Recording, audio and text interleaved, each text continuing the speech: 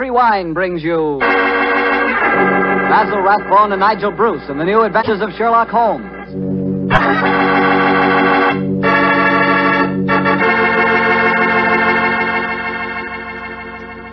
The Petri family, the family that took time to bring you good wine, invite you to listen to Dr. Watson tell us another story about his old friend, that master detective, Sherlock Holmes. And incidentally, I'd like to tell you about a swell American custom. The custom of serving sherry wine just before dinner. Petri California sherry. You know, especially when you have guests, while you're waiting for that call to the dinner table, there's nothing better than a good glass of that good Petri sherry. You don't need fancy glasses for Petri sherry. No, sir. That wine tastes good out of any glass. And it looks good, too. Beautifully clear and the color of precious amber.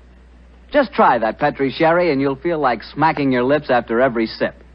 Oh, and say, Petri makes two kinds of sherry. The regular sherry and Petri pale dry sherry. Just to make sure you get perfect sherry for the whole family, don't buy one, buy two. But do be sure the sherry you buy is Petri sherry. Petri, the proudest name in the history of American wine.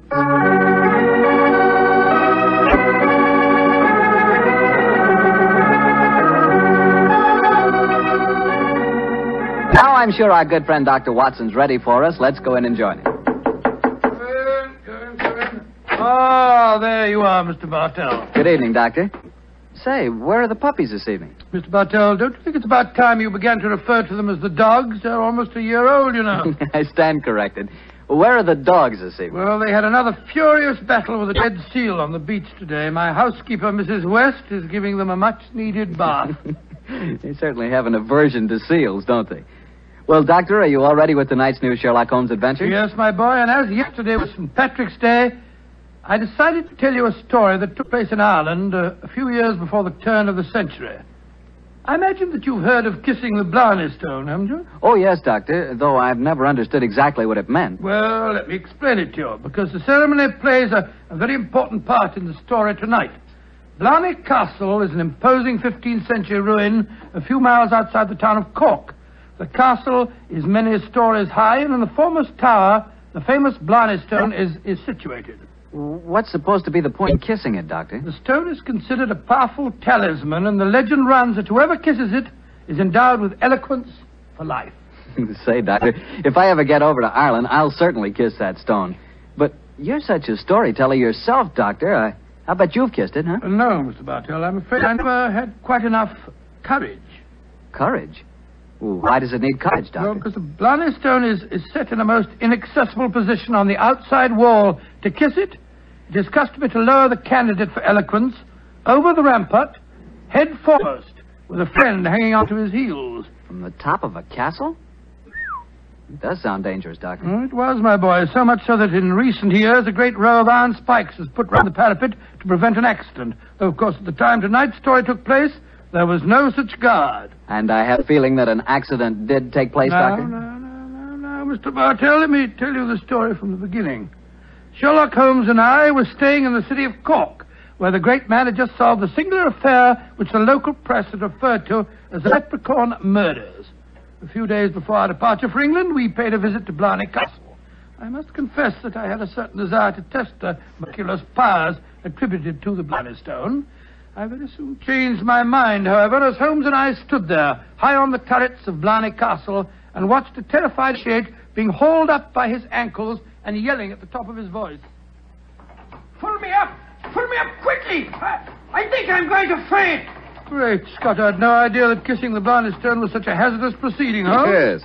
It would seem that eloquence could be more easily obtained than by hanging suspended by one's ankles from a battlement with 100-foot drop below and a piece of stone. Oh, I'll never do that again. Oh, I'll never. I must say, I don't blame the fellow.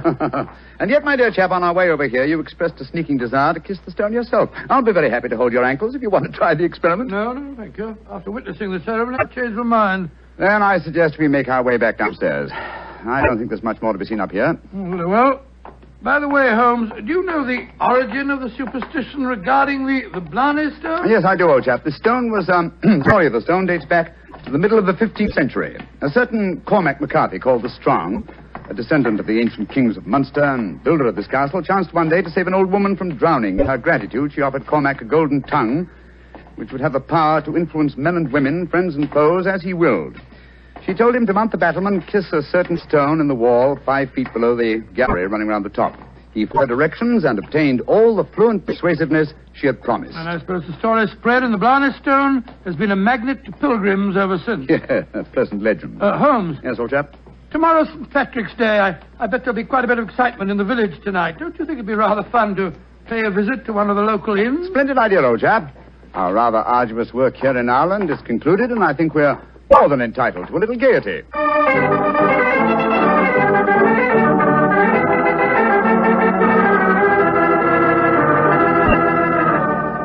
In Dublin's fair city, the girl so pretty, 'twas there that I first met sweet Molly Malone. She wheeled her wheelbarrow. Charming, quite charming. A waiter and singing at his work. Singing very well, too. Just the same, I wish someone would come and take our order. Oh, there's a barmaid. I'll see if I can catch her eye. Hi, miss. Would you gentlemen be after wanting something? Yes, my dear. My friend and I would like a little refreshment, and what would you suggest? What would I suggest, Your Honor? Oh, begorra. There's but one drink a gentleman like yourself should be after pouring down you, and that's the cream of Connemara. Whiskey that'll soften your heart and make you glow with a good feeling, so that the little people will be after visiting you. It sounds delightful. Bring 2 glasses, will you? Yes, Your Honor. Yes, Your Honor. I must say I never heard an English barmaid go into such rhapsodies over a nip of whiskey. No, the Irish are distinctly more colourful in their speech. It's an interesting fact, though, Watson, that the Irish are curiously unrewarding in the criminal world. England, Scotland, America, Australia have all produced classics of crime, but the Irish murders, almost without exception, have been purely physical, affairs of hot blood. You say that rather regretfully. Holmes? No, my dear chap. No. Mr. Watson, look at this rather florid-looking gentleman coming towards our table. It looks to me as if he's a little under the weather. You fellas have got to have a drink with me. Oh, thank you, sir, thank you, but we've just ordered one. Well, you've got to have it with me. I went to the races at Cork today and made a killing. I'm going to buy all the drinks here tonight. I'm afraid that... Nothing to be afraid of. I'll sit down with you for a moment. There. My name's Hankin, Geoffrey Hankin. What's yours? Mine is Holmes, and this is my friend, Dr. Watson. How do you do, sir? How do you do? Your Honors, that'll be 1 and 6. Here, I'm paying for these. Here. Half a crown, and you can keep the change. Oh, blessings on you, Your Honor. Oh, well, if you insist on paying for our drinks, Mr. Hankin, here's your very good health. Yes, indeed. You're both English, aren't you? Yes, sir? So am I, and it's certainly a relief to hear an English voice again. Oh, you don't like the Irish lilt, sir? Can't bear it. Personally, I find it rather charming. Yes, indeed, so do I. Well, you wouldn't if you had to live with it all the time. Sometimes I think that if I hear one Irish tenor singing Molly Malone, or one more reference to the little people, I shall go raving mad. You live in Ireland, sir? Yeah, I have to. I own a half interest in the Tweed mill here, you see. In any case, my wife's Irish, and she thinks there's no other country in the world, so I suppose I'm stuck here. See that couple sitting at the table over there? You mean the fellow with the very beautiful girl? Yes. Man's Michael Corcoran, my partner. Oh, the girl's absolutely ravishing. You'd like to meet her? I'd like to, by George, yes. What do you say, Holmes? Oh, very well, Watson. The combination of my natural curiosity and your taste for a pretty face would seem to suit the occasion admirably. I might as well warn you, Doctor, that the pretty face belongs to my wife. Your wife? Oh, good gracious me. I'm sorry. I didn't mean to... Oh, well, you better bring your glasses with you.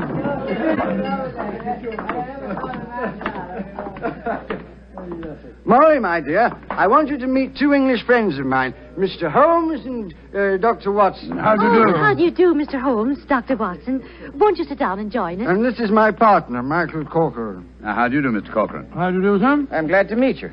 Please be seated, gentlemen. Are you visiting here in Cork, Mr. Yes, Holmes? Mrs. Hankin, but we're returning to England in a few days. You've been to Blarney Castle, I hope. Oh, yes, we were there this afternoon. And did either of you have the courage to kiss the Blarney stone? No, we didn't. I'm afraid it's an athletic feat that's beyond me. It's a lot of rubbish, that's what it is. Kissing a slab of stone. Have you the courage to do it, Geoffrey? Well, of course I have, but I don't want to make a fool of myself. Where's the barmaid? Kathleen. I'll make a wager, Geoffrey, that you haven't the courage to kiss the stone. How much will you bet, Michael? I'll wager a £10 note on it. It's a bet, and you fellas witnessed it. I'll kiss the Blarney stone at noon tomorrow, and you'll be £10 the poorer, Michael. And I suggest that Mr. Holmes and Dr. Watson be present as well. They can act as referees. Geoffrey, dear, don't get so excited. Well, I don't like it when Michael suggests I don't have courage. You want some more drink, Mr. Henkin? Yes, all of us want some. No more for me, thank you, Mr. No more for and me, I thank you. think you've had enough, Geoffrey. Don't tell me when I've had enough, Molly. In Dublin's fair city, the Oh, girls no, are so not that pretty, filthy 'cause song. they Yes. Firstly, Mr. Hankin, I find the traditional Irish melodies quite beautiful. And I find them revolting. Stop! Geoffrey, quiet. Would Your Honor be wanting me to sing another song? My honor would like you to shut up that filthy caterwaul. Really, sir, really, I call Geoffrey. that called for. Sean, please go on with your singing. In Dublin's fair city... You heard me, you great bog-trotting gazoo. I said shut up, and I meant shut up! Geoffrey, I'm leaving here at once. Michael, please to take me home. It'll be my pleasure, Molly. You're an ugly man, Mr. Henkin. Knocking down poor Sean when he was singing just like a bird. Oh, the devil with him, and all of you. No Irishman will be after forgiving you for this night's work. No, not the little people of old Ireland either. You've made more enemies, Mr. Henkin, than you'll ever see. But you'll be knowing they're there. Fiddlesticks, you can't frighten me with your stupid Irish superstition. Well, bless my soul, that was a charming little party, I must say. Englishmen like Hankin are a disgrace to their country. Fortunately, they're not represented, though. Yes, I must say, I'd hate to have a curse put on me like that barmaid laid on him. Watson, Yes? did you see the glances which Mr. Hankin's partner and his wife exchanged as the brawl started? There was more menace to him in those glances than in all the threats of all the little people in Ireland. Yes. I thought that there was something between them. I say, Holmes, that bet about Hankin kissing the Blarney stone at noon tomorrow, do you suppose... I suppose nothing, old fellow. But there are forces at work here that I don't like. I think, Watson, that you and I will be at the Blarney stone at noon tomorrow. It's possible that the bet made tonight is all part of a definite plan, and I have a feeling that the bet is still on.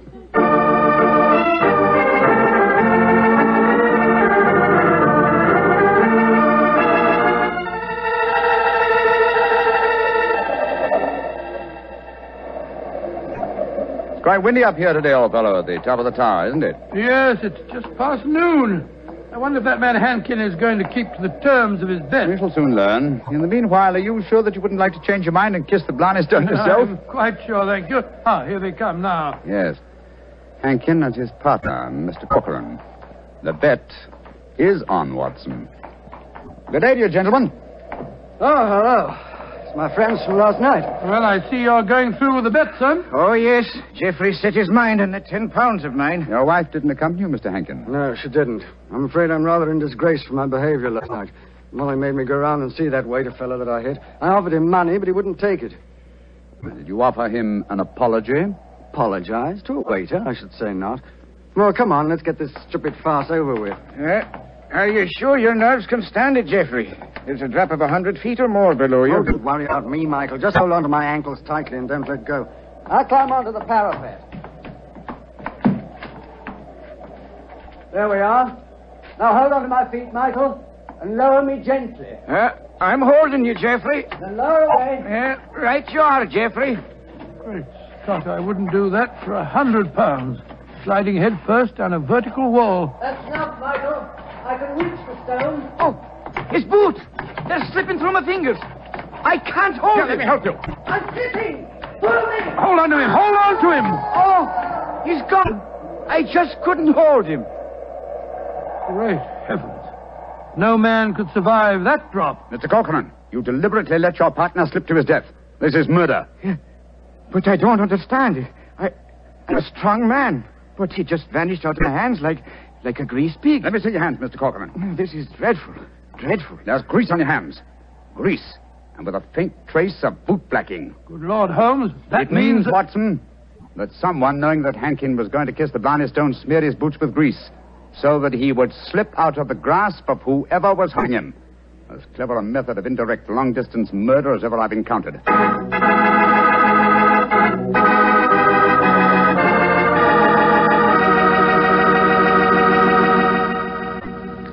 You'll hear the remainder of Dr. Watson's story in just a second, so I'm going to remind you that Petri California sherry is not only wonderful before dinner, but it's good almost any time. If you had to choose just one wine for almost any occasion, that wine would be Petri Sherry. Petri Sherry is a perfect wine to serve in the afternoon or in the evening. It's good before dinner, yes, but it's swell after dinner, too. In fact, with a bottle of Petri Sherry on your shelf, you've got practically a small-sized wine cellar. So get a bottle of Petri Sherry soon. And remember, you can't miss with any wine that has the letters Petri on the label, because all Petri wine is good wine. Well, Dr. Watson, this is quite a story you're telling us tonight. What happened next? I suppose you went down into the castle grounds and looked for the dead man's body? Well, we tried to, Mr. Bartell, but the authorities were curiously uncooperative. They refused to let us search, insisting that the police be called first. And so, Mr. Bartell, half an hour after the tragedy, Holmes and I found ourselves standing in a tiny police station as we told the story to the local sergeant. Sure the saints be praised, Mr. Holmes. 'Tis a terrible story you've told me. Tomorrow I'll be after arresting Sean O'Flaherty. Sean O'Flaherty? He's the waiter at the inn, the one who sings. That he is, and he sings like a breath of spring. I'll be sorry to see him hang. But you've got no proof that he was responsible for the murder? Proof, you say, sir? Well, I can't arrest a big manufacturing man like Mr. Cochran, can I? Or a fine lady like Mrs. Hankin. But you can't arrest a man without any evidence of guilt. Oh, I can't I? Then supposing I tell you that Sean O'Flaherty cleans the boots at the hotel where Mr. Hankin was staying. He does, eh? Then he had the perfect opportunity for the greasing of Hankin's boots this morning. And we know he had a motive for harming him. You're right, sir. And from what I have heard of the dead man's behavior last night, half a dozen people could have heard him make the bet that he'd kiss the Blarney stone today. Sean O'Flaherty's our man. I'll have to arrest him tomorrow. Tomorrow? But good heavens, man, aren't you going to do something today? A murderer's at large. Today is blessed St. Patrick's Day. Oh, I should let the poor fellow have the day in peace. Oh, he won't run away. But my dear son... will you come back with me to the castle and search for the body? They refuse to let me do it alone. On St. Patrick's Day? That I will not. We would need a crew of helpers, and where will I be after getting them on blessed St. Patrick's Day? No, we'll do that tomorrow, too. No, today's a day for celebrating. Oh, your methods astound me, Sergeant. Do they now, sir? Don't be out fretting about me. Just enjoy yourself today. Tomorrow we'll see what can be done about it. Well, good day to you, gentlemen. Oh, bless my soul. I've never seen such a happy-go-lucky policeman in my life. It's infuriating. If only I were allowed to examine Hankin's body, I could get to the bottom of this. Well, what are you going to do now, Holmes? The police won't help us. Then we must take the law into our own hands. I think we'll start off by going to the hotel and seeing what we can find out from Sean O'Flaherty.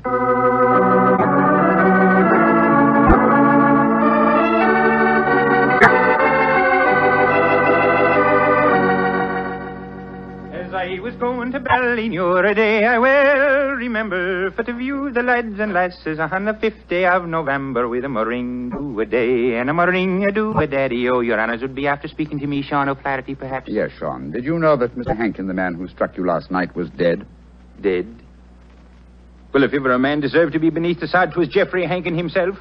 A mean, ugly man. The saints be praised that he's gone.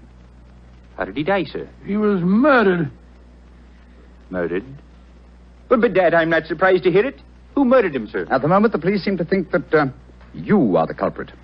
Myself?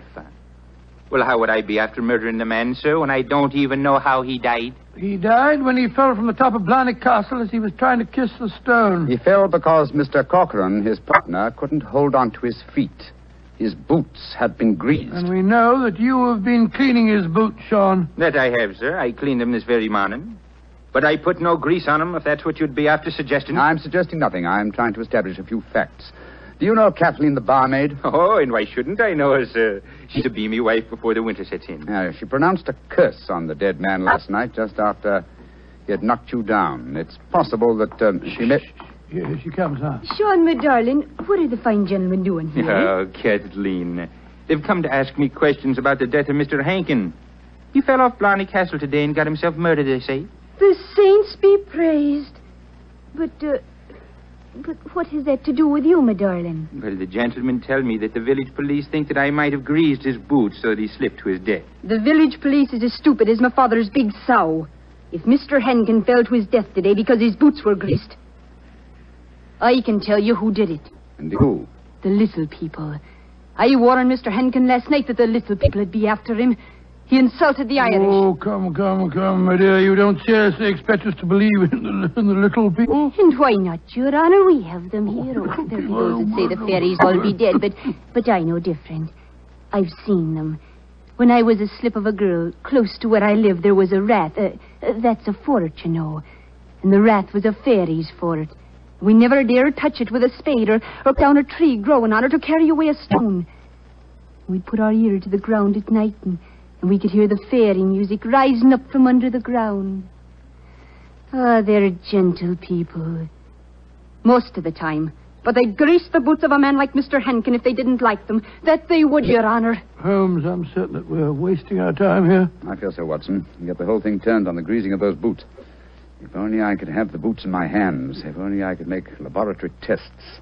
But until that dolt of a police... But of course! I have it, Watson. You have what, Holmes? The answer, I hope. Get hold of Mrs. Henkin and Mr. Corcoran. Have them meet me in the Blarney Stone Tower in half an hour. And you, where are you going? To the police station to try and convince the sergeant that even at St. Patrick's Day, it's his duty to help me trap a murderer.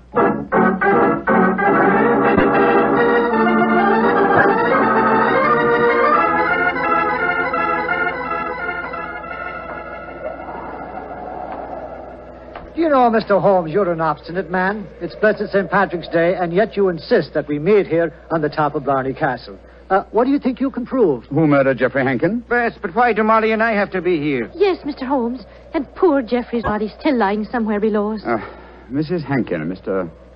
Corcoran, I asked Dr. Watson to bring you here for a good reason, I assure you. You ready, Watson? Quite ready, Holmes.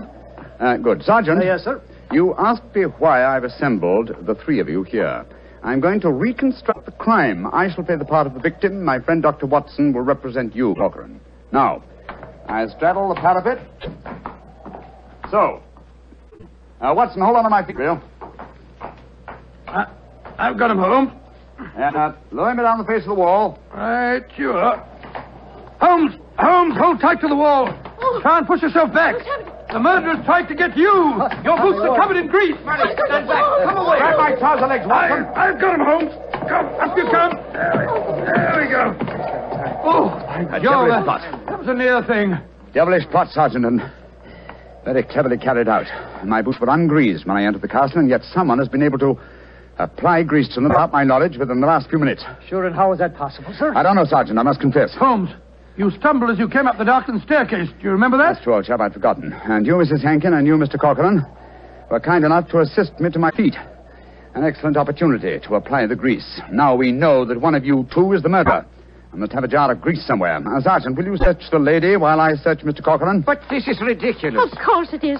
How could we be guilty? Well, if you're not guilty, you've got no objection to being searched, ma'am. Upon my word, here in your purse, Mrs. Hankin, is a jar of grease. What? Now, what have you to say for yourself? What can't you say, Sergeant? Except that she engineered her husband's murder and tried to engineer mine. Oh, no, I knew nothing about Geoffrey's murder. Oh, Michael, darling, I swear to you. Don't worry, my darling. I'll not let them hurt you. I'm telling you, you're wrong, Mr. Holmes. I was the murderer. Oh, no, Michael. You mustn't sacrifice yourself for me. I think this little play acting has gone far enough. Mr. Corcoran, you have just offered us what you think we will accept as a false confession. But I've established the one thing I wish to know, that you love your late partner's wife and she you. I'm proud to admit that, Mr. Holmes. And now that she's a widow, I can say it in the open. But what are you implying? That you murdered your partner. But the grease on your own boots, sir. I just found a jar of it in Mrs. Hankin's handbag. Oh, that, my dear Sergeant, was all part of my little plan. As to the grease on my boots, I confess I placed it there myself. Just as I planted the jar of grease in your bag, Mrs. But why, Holmes? A fraud accomplished two ends. It forced you, Mr. Corcoran, into a betrayal of your love. But what was more important, it proved from what Dr. Watson's natural reactions were that a man holding the greased boots could not fail to realize that fact at once. You brazenly committed murder before our very eyes, Mr. Corcoran, hoping to appear as an innocent victim of another's plot. Your theory is an ingenious one, Mr. Holmes, but how can you prove it? I can claim that my hands are unusually insensitive, not the delicate fingers of a doctor like your friend. Yes, he's right, sir. How can you prove it? When, with your kind cooperation, Sergeant, we find the body of Mr. Henkin and examine it, I shall study his boots. If the grease was applied at the hotel, as it would have been if Sean O'Flaherty had done it, the boots will reveal dust from the walk here. If there is no dust, the grease must have been applied as you grasped your partner's boots with grease-smeared hands, Mr. Corcoran. You should know best what my test Grab him, reveals. Sergeant. Grab him. He's Come back heading for that parapet. Oh, Michael, don't! Please don't! Goodbye, Molly, me darling. No! Great Scotty. He jumped off the parapet. Now, Mr. Holmes, you can see that I was right, sir. Wasn't I? What do you mean, Sergeant? In waiting until tomorrow to get the search party. Now we can be after finding both bodies at the one time.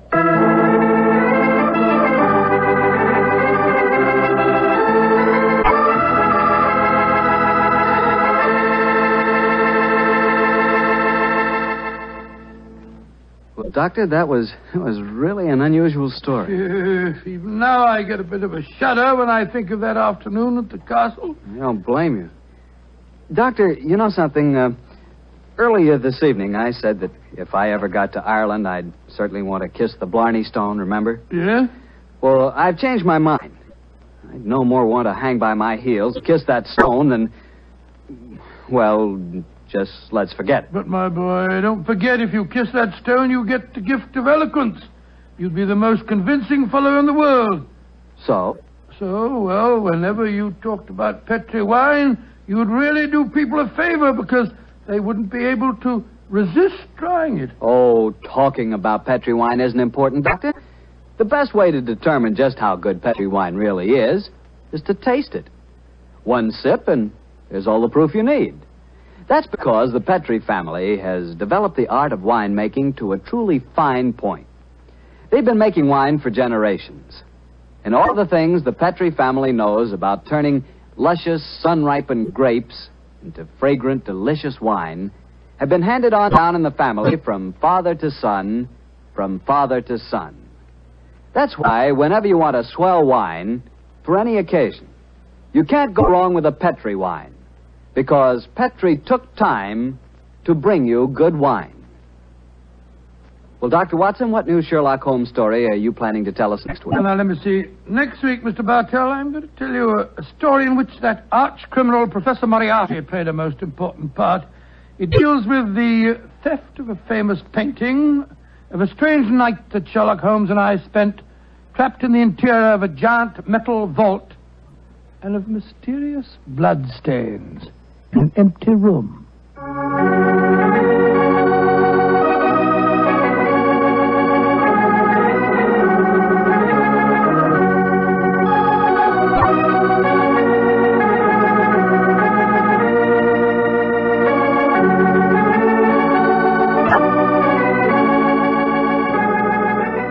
Tonight's Sherlock Holmes adventure was written by Dennis Green and Anthony Boucher and was suggested by an incident in this Arthur Conan Doyle story, A Case of Identity. Music is by Dean Fossler. Mr. Rathbone appears through the courtesy of Metro-Goldwyn-Mayer, and Mr. Bruce through the courtesy of Universal Pictures, where they are now starring in the Sherlock Holmes series.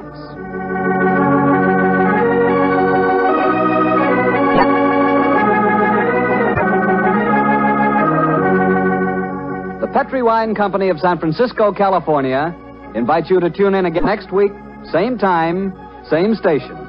Sherlock Holmes comes to you from our Hollywood studios.